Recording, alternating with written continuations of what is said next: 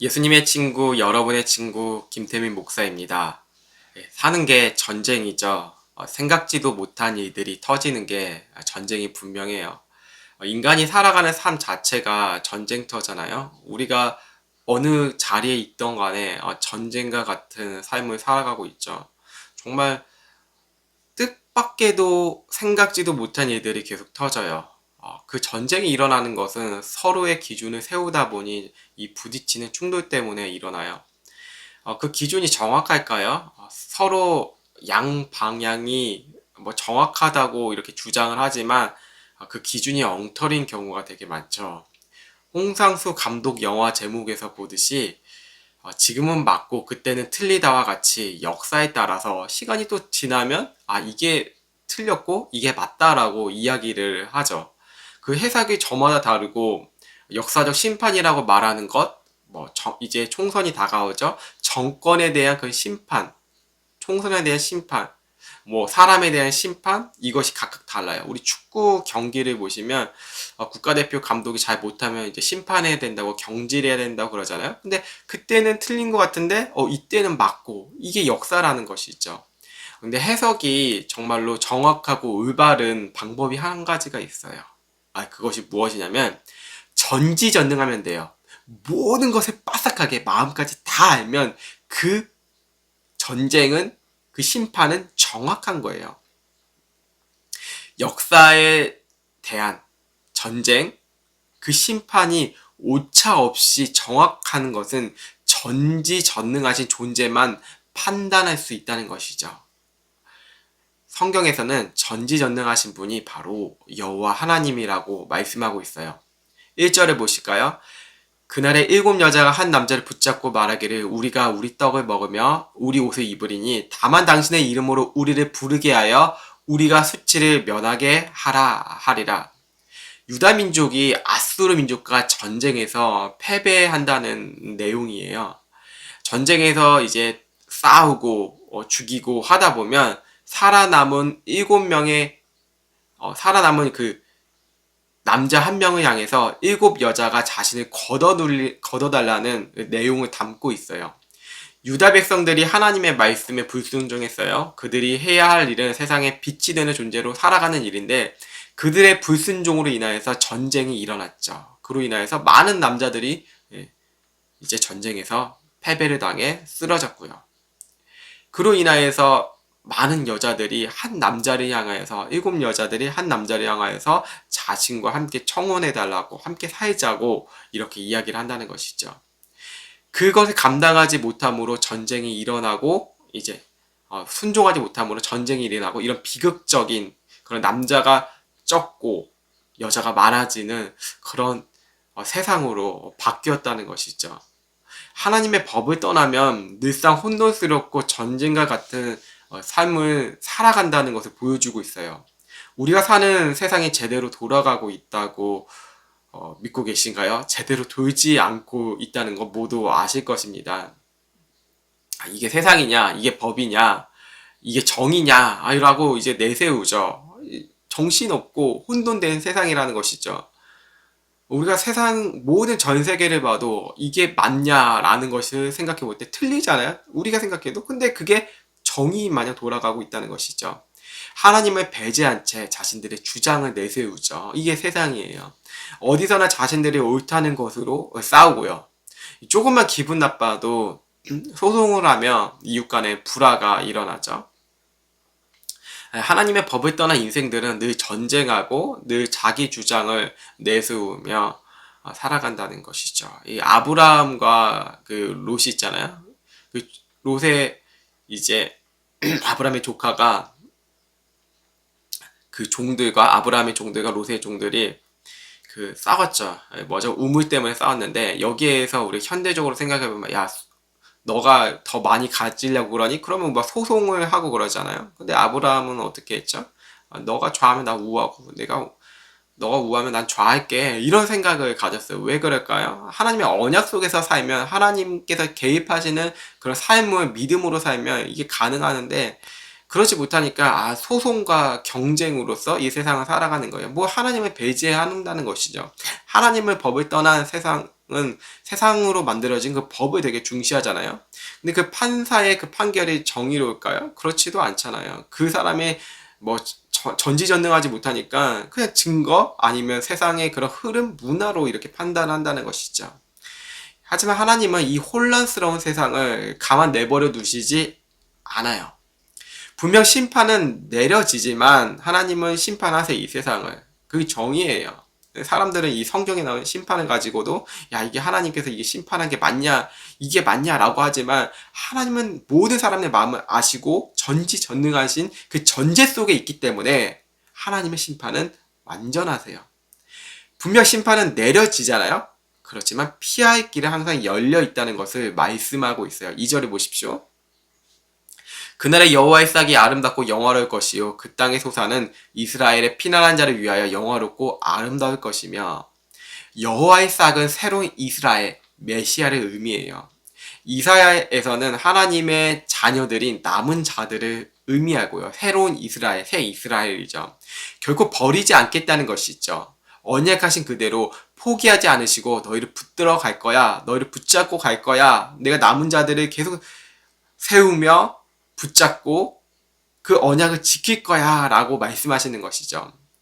그들을 향해서 어떻게 말씀하시냐면 거룩하다고 말씀하시는데, 유다에서 남은 자들이 똑똑하고 유능해서 거룩하다고 하는 것이 아니에요. 전쟁에서 패배했잖아요. 불순종함으로 인해서 전쟁이 하나님의 심판에 당한 거죠. 그들이 거룩해서 그들을 거룩하다 칭한 게 아니라는 것이에요. 그 남은 자들을 통하여 앞으로 올 메시아, 하나님의 언약, 이 땅에서 보내시기 위한 하나님의 뜻이라는 것이죠. 우리가 잘나서 구원 받는 게 아니잖아요. 다들 잘 아시죠? 기독교의 구원은 자력 구원이 아니라는 거 아시죠?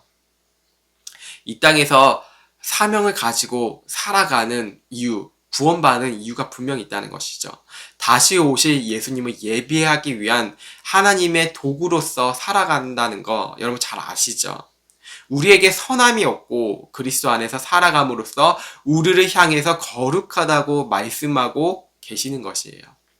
유다 백성 중에 하나님께서는 남은 자들을 항상 예배해 주셨다는 것이죠. 하나님은 소돔과 고모라가 그런 현장 속에 있을 때 하나님께서는 천사들을 보내셔서 그 언약을 세워 나가세요. 위기가 있고 심판이 있는 그 현장 속에서 하나님은 남은 자들을 세우시고 이끌어 가신다는 것이죠. 왜? 언약 때문에.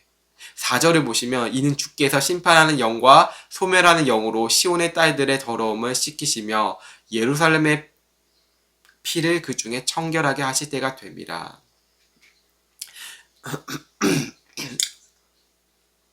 새해 사람들이 묵은 때를 벗긴다고 해서 모두 의식을 칠하죠. 오늘이 12월 31일이잖아요. 이 마지막 날이죠. 그래서 많은 사람들이 동해안으로 몰려갔다고 하는데 새해를 보려고 이제 몰려간 것이죠. 그리고 때로 뭐 보신각 종을 들으러 이렇게 가기도 하고요. 무속적인 일을 하는 사람들도 자신들을 정결케 하기 위한다고 하여서 뭔가 목욕을 하고 정성을 다해서 빌기도 해요. 종교인들도 그러하잖아요. 새해에 뭔가 사람들에게 더 대단하고 새로운 것을 뭐 주기 위해서 설명하기 위해서 종교적인 의식을 치르기도 하죠. 4절의 말씀을 보시면 하나님은 스스로 자기 백성들을 정결케 하세요. 12월 31일이고 1월 1일을 이렇게 예배드렸다고 해서 우리가 정결케 되는 것 전혀 아니라는 것이죠. 하나님은 스스로 자기 백성들을 정결케 하세요. 자기 백성을 더러움을 씻기신대요. 유다의 남은 자들이 씻으려고 준비한 것이 아니에요. 이제 새해가 됐으니 우리가 깨끗이 하고 정결케 되자 하는 게 아니고 하나님께서는 자기 백성들을 깨끗이 정결케 씻기신대요. 보시면 하나님의 때에 씻기신다고 기록되어 있어요. 하나님의 주권으로 자기 백성의 그런 허물과 죄들을 씻기신다는 거예요. 예수님께서 제자들의 발을 씻기셨잖아요. 이 땅의 사명을 감당할 자기 백성을 씻기신 것이죠. 요한복음 13장 1절과 4절 이하를 보시면 6월절에 예수께서 자기가 세상을 떠나 아버지께로 돌아가실 때가 이른 줄 아시고 세상에 있는 자기 사람들을 사랑하시되 끝까지 사랑하시니라. 4절을 보시면 저녁 잡수시던 자리에서 일어나 겉옷을 벗고 수건을 가져다 허리에 두르시고, 여기에서 보시면 제자들은 전혀 예상을 못했던 일이에요. 유월절 날 그냥 이제 먹고 이러고 예수님께서 설명해 주시고 좋은 시간 되겠지 이런 생각만 했을 것이죠. 제자들은 지금의 세족식처럼 내가 씻겨줄게 하고 이런 스토리가 있는 게 아니에요. 그럼 눈물 흘리고 이런 감동이 있는 이런 게 아니고 전혀 예상치도 못한 일이 일어난 것이죠. 예수님의 그 시간에, 아버지의 때에 그 일들이 작동된 것이에요. 만약 이런 일들을 제자들이 눈치챘다면 먼저 대화를 준비하고 서로 예수님을 씻기겠다고 생각했을 것이에요. 야, 내가 먼저야. 내가 베드로니까 내가 수제자인데, 야, 너희들 빠져있어. 내가 예수님 먼저 씻겨드릴 거야. 이런 권위가 작동하고 위계질서와 그리고 또 다툼이 분명히 일어날 것이죠. 이게 무엇이냐면 그게 인간 중심의 종교예요. 위계질서를 되게 강조하고 율법적인 걸 강조한다는 것이죠. 하지만 예수님은 그들의 생각을 아시죠. 그들의 생각과 다르게 씻기셨다는 것이에요. 그 중에 가룟 유다도 씻기셨어요. 제자들이 무리에 있어도 그도 같은 일을 행하였죠. 요한복음에서는 그가 마귀의 생각을 가지고 있다고 기록되어져 있어요. 11절에 예수님께서 다 깨끗하지 않다라는 말씀도 그 맥락이고요. 가룟 유다를 가리키신 것이죠.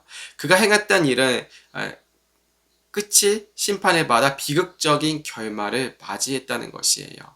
이처럼 하나님의 백성들도 있지만 그 안에 양과 염소가 있다는 것이에요. 당장은 알지 못하는데 그 염소가 숨어있고 마귀의 생각을 가진 사람들이 숨어있다는 거예요. 어디에요? 교회 공동체에, 우리가 세상을 살아가는 그 공동체에 숨어져 있다는 것이죠. 하나님은 그 가운데서도 자기 백성들을 찾으시고 깨끗하게 씻어주세요. 이게 하나님의 은혜예요. 하나님께서는 성경을 이루시는 방식이 바로 이것이에요. 자기 백성들을 깨끗게 하시고 사용하신다는 것이죠. 우리가 이 땅에 사는 이유가 그리스도 안에서 정결함으로 살아가는 것이에요. 마태복음 5장 13절 이하를 보시면 너희는 세상의 소금이니 소금이 많이 그 맛을 잃으면 무엇으로 짜게 하리요. 후에는 아무 쓸데없어 다만 밖에 버려져 사람에게 밟힐 뿐이니라. 너희는 세상의 빛이라 산 위에 있는 동네가 숨겨지지 못할 것이요. 우리가 빛과 소금으로 살아가라 라고 하는 것이 아니에요. 하나님께서는 우리가 빛과 소금이라고 말씀하신 거예요. 이것은 유다 백성들을 그 남은 자들을 향하여 너희가 거룩한 존재라라고 칭하신 것과 같은 것이에요. 우리의 선행과 우리의 노력과 우리의 도덕적으로 빛과 소금의 역할을 감당할 수가 없어요. 하는 신용은 낼 수는 있죠. 착하게 살아야지. 예수 믿는 사람이니까 더 내가 빛과 소금의 역할을 잘 감당해야지. 이렇게 힘을 다할 수는 있죠. 물론 할 수 있는 부분이에요. 우리가 빛과 소금으로서 하나님의 백성답게 사는 것은 무엇이냐면 하나님의 보호하심에 따라 주님을 바라보며 살 때 그 가능하다는 것이죠. 이건 너무 크다는 것이죠. 내가 스스로 빛과 소금이 아니라 하나님께서 너를 거룩하다고 칭해주고 우리를 빛과 소금으로 칭해주셨어요. 왜냐하면 자력으로 내 힘으로 내가 집사다, 목사다, 장로다, 권사다 할 필요가 없다는 것이죠. 내가 직분이 이 정도 되니 선행을 잘해야 돼. 이 정도의 그런 감당을 해야 돼. 교회에서 헌금을 이 정도 내야 돼 라고 생각해 보세요. 그 기준은 어디에 있나요? 다른 사람과 비교하며 그 기준을 세우는 게 인간 세계, 인간 중심의 종교가 아닐까요? 복음은 우리 자신에게 집중했던 것을 떠나게 해요. 사라지게 해요. 무의미하게 하게 한다는 것이죠. 우리의 행동이 우리가 하나님을 위해 산다고 하는 모든 행동이 무의미해진다는 거예요. 왜? 내 힘으로 되는 게 아니라 하나님께서 나를 향하여서 일하셨구나. 나는 아무것도 한 것이 없습니다. 라고 고백되어진다는 것이죠. 우리가 우리다울 수 있는 것은 하나님께서 우리를 향해 어떻게 일하셨는지를 바라볼 때 자신다울 수 있다는 것이죠. 여러분 생각해 볼까요? 항아리가 있다고 한번 상상해 보세요. 항아리 안에 먼지가 많아요. 그것은 먼지로서 끝이죠. 사용할 데가 없잖아요. 항아리 안에 먼지가 대단하다고 생각하지 않아요. 그 먼지에다가 뭔가 더 깔끔하게 더 먼지로 형상을 만든다고 생각해 보세요. 멋있는 것, 명품과 같은 그런 것들을 먼지로 만든다고 생각해 보세요. 어떠죠? 항아리 안에 있는 먼지가 그게 먼지일 뿐이에요. 우리의 인생이 먼지와 같은 인생이라는 것이죠. 아무리 애쓰고 높이 오르려고 해도 먼지로 돌아가요. 그 많은 사람들이 끝없이 높아지려고 질주하잖아요. 뭐 대상을 받기도 하고, 뭐 연애 대상을 연말에 받기도 하잖아요. 높이 올라가고 높이 올라가요. 그런데 그것이 만족되지 않으니까 다른 길로 빠져서 무리를 일으키잖아요. 인간을 높이며 자랑하며 예술 철학과 고상한 말을 생각해도 먼지로 사라지네요. 인간 모두가. 이게 본질이에요. 하지만 항아리 안에 물이 차 있으면 그것은 사람의 물이 되죠. 그렇죠? 물이 되잖아요. 근데 그 물이 마시면 목마르잖아요. 그 항아리 안에 물이 차 있는데 무슨 일이 일어나냐면 말씀으로 포도주로 변한 기적을 보세요. 무엇이죠? 예수 그리스도의 십자가의 피. 뭐 마셔도 마셔도 목마르지 않는 그 영원한 피. 말씀이 그 물을 향하여서 포도주로 바뀌었다는 것이죠. 그렇다면 우리는 우리 자신에 집중하게 될까요? 먼지 같은 인생이? 아니에요. 더 이상 내 자신에게 집중하지 아닌 하나님의 말씀으로 집중된 삶을 살아가게 돼요. 여러분, 내 자신과 내 자신의 공로가 있으면 다른 사람들 맨날 비난하고 비방하게 돼요. 아, 저거밖에 못하냐고. 하지만 우리가 먼지 같은 인생 다 말을 하죠. 먼지 같은 인생을 하나님께서 예수 그리스도의 그 말씀으로 물이 변하여 포도주가 되는 그 기적에 집중해 보세요. 그 기적. 그 기적을 일으키신 분이 누구죠? 말씀이신 예수 그리스도죠. 그럼 우리는 우리 자신에게 우리의 공로에 집중하는 게 아니라 그리스도인은 하나님의 말씀으로 집중되게 돼요. 그때 내 자신이 어떤 일이 일어나냐면 인생에서 보호받는 믿음을 갖게 돼요. 무엇이라고요? 보호받는 믿음을 가지게 돼요. 무엇이라고요? 보호받는 믿음을 가지게 돼요. 이거 믿지 못해서 예수 믿는 사람 너무 많아요. 진짜 예수님 안 믿는데 믿는 척 할 수도 있는데 내 자신이 보호받지 못한다는 그런 삶으로 그냥 뭔가 계속 달라고 해요. 하나님께서. 하나님은 나의 무엇이냐 하면서 계속 달라고 하기만 해요. 애기처럼. 그 아주 어린아이 같은 신앙이에요. 뭐 수십 년을 예수님을 믿어도 뭐 달라고 애기처럼 응애 하면서 이거 줘요 응애 이거 줘요 응애 나 어른이 되어도 장성한 분량 되기 싫어요 응애 하면서 하나님께 계속 달라고 하기만 해요. 왜 그럴까요? 보호하심을 믿지 못한다는 것이에요. 평생 이렇게 살면 그 은혜를 못 누리는 거거든요. 보호받는 그 믿음 맞아요. 우리가 돈으로 인맥으로 명예로 자신을 보호하려고 하잖아요. 그 무거운 짐에서 벗어나게 돼요. 자유롭게 되거든요. 왜요? 하나님이 나를 보호하신다는 것이에요. 이사야 본문 4장 5장 6절을 보시면 여호와께서 거하시는 온 시온산과 온 지폐 위에 낮이면 구름과 연기 밤이면 화염의 빛을 만드시고 아멘 그 모든 영광 위에 덮개를 두시며 놀랍지 않나요? 또 초막에 있어서 다리는 더위를 피하는 그늘을 지으며 정말로 시원하겠죠. 또 풍우를 피하며 숨는 곳이 되리라. 5절에 구름과 연기 밤이면 화염의 빛의 표현을 이사야가 했어요. 이것은 이스라엘 백성이 광야에서 낮에는 물기둥, 밤에는 불기둥으로 하나님의 인도하심을 받았잖아요. 이것에 기록한 것이에요.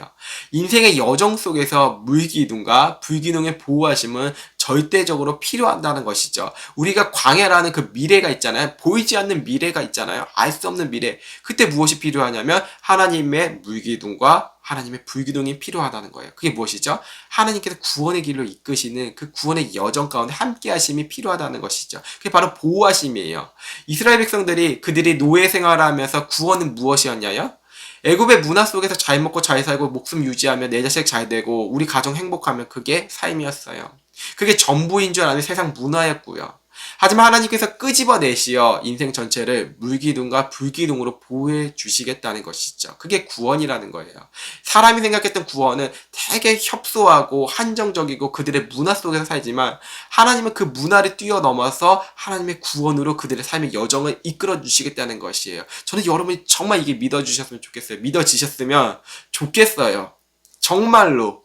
레알 정말 믿으셨으면 좋겠습니다. 요즘 표현으로 레알을 리얼이라고 하더라고요. 정말 믿어지셨으면 좋겠어요. 그게 어떤 일이냐면 하나님께서 일하셨으면 정말로 여러분 통해서 일하시길 정말 믿어요.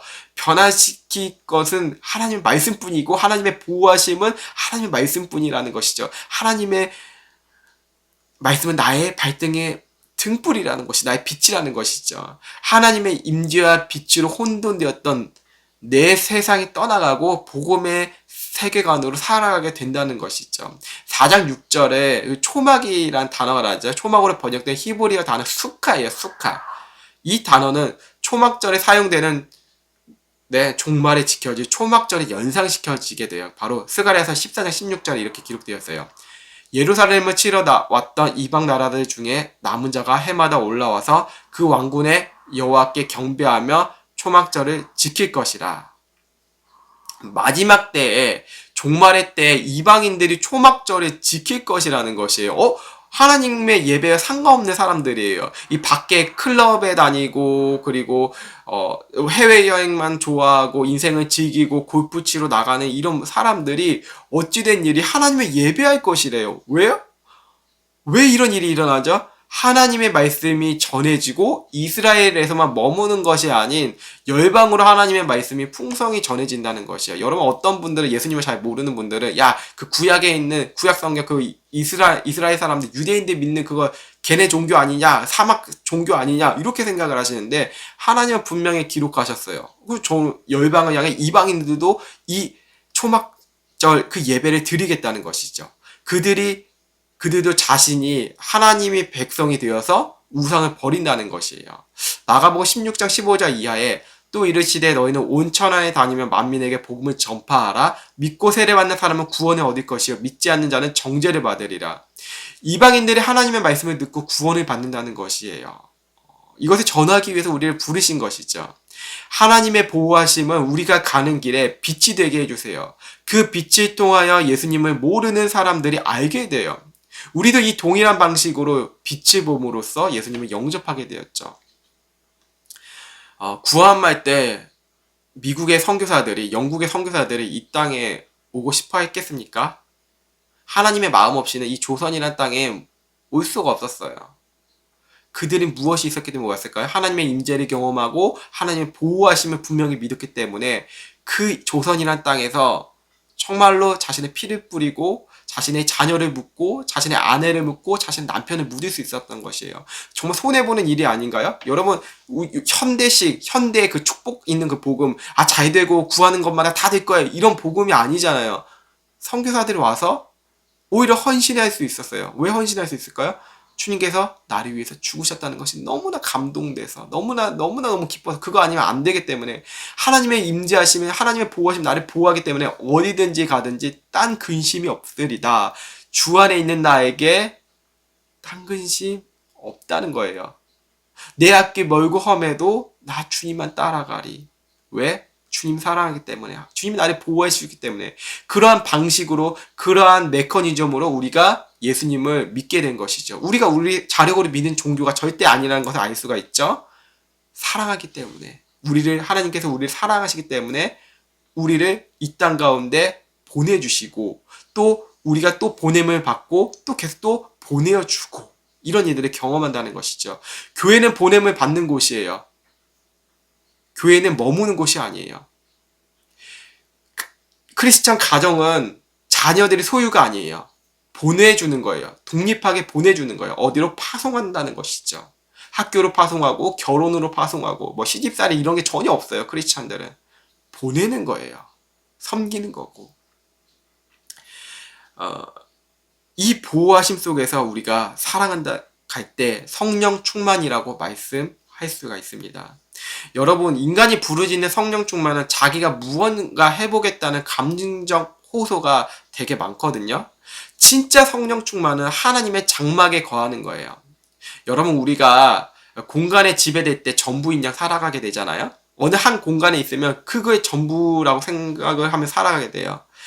예전에 유명했던 영화 짐 캐리가 주연한 트루먼 쇼에서는 그 짐 캐리가 갇혀 있잖아요. 한 공간에. 근데 짐 캐리는 그게 전부인 양 살아간다는 것이죠. 그렇죠? 그 사람들 다 연기자고. 이 짐 캐리가 눈이 떴을 때 여기가 전부가 아니라는 곳에 그 TV쇼에서 벗어나왔을 때 진짜 세상이 펼쳐졌잖아요. 공간에 지배된다는 것, 우리의 삶이라는 것이 있죠. 여러분, 우리가 하나님의 장막, 하나님의 임재 안에 속할 때 주님만이 전부라는 곳에서 고백 속에서 살아간다는 것이에요. 왜? 모든 우주가 주님의 것이잖아요. 우리가 그 임재 속에서 살아가면 우리의 시선은 어느 곳이던가 이 감옥이 되든 여러분 우리가 월세든 전세든 막 이런 거 얘기하잖아. 이게 전부인 양 노를 막 이야기하고 어느 대학 학교라는 뭐 학위를 되게 중요시하잖아요. 하지만 하나님의 임재가 있고 하나님의 장막에 거하면 어느 곳이든지 하나님 나라가 되고, 그게 바로 성령 충만, 하나님의 임재 안에 공간에 거하는 그 초막절, 그 초막 안에 거하는 그게 바로 성령 충만한 삶이라는 것입니다. 그게 바로 사도들이 마가다락방에서 경험했던 그 성령 충만이라는 것이에요. 결론은 바로 이것인데요. 혼돈되고 질서 없는 세상 속에서 하나님의 보호하심 없이는 우리는 살아갈 수가 없어요. 우리가 간구해야 될 것은 그리스도 안에서 하나님의 임재를 경험하는 삶을 구해야 된다는 것이에요. 그 임재를 통한 빛이 우리가 세상에서 주님의 빛을 드러낼 때 하나님의 자녀가 로서의 삶을 살아가게 된다는 것이죠. 우리가 그 거대한 하나님의 그 장막 안에 살아가고, 우리가 불순종한 그런 모습이 아닌 하나님께서는 우리를 하나님의 자녀된 삶의 자녀로 부르셨어요. 우리가 그 빛을 드러내며 살아가고 그 은혜를 구하는 다음 해, 내일이 되었으면 좋겠습니다. 내일의 해는 또 뜨고, 그 해가 중요한 게 아니라 우리가 하나님의 정결함으로써 받았을 때 그때가 새로운 해고 새로운 시작임을 고백합니다. 그렇게 살아가게 예수 그리스도 이름으로 축복하고 축원합니다. 기도하시겠습니다. 하나님 감사합니다.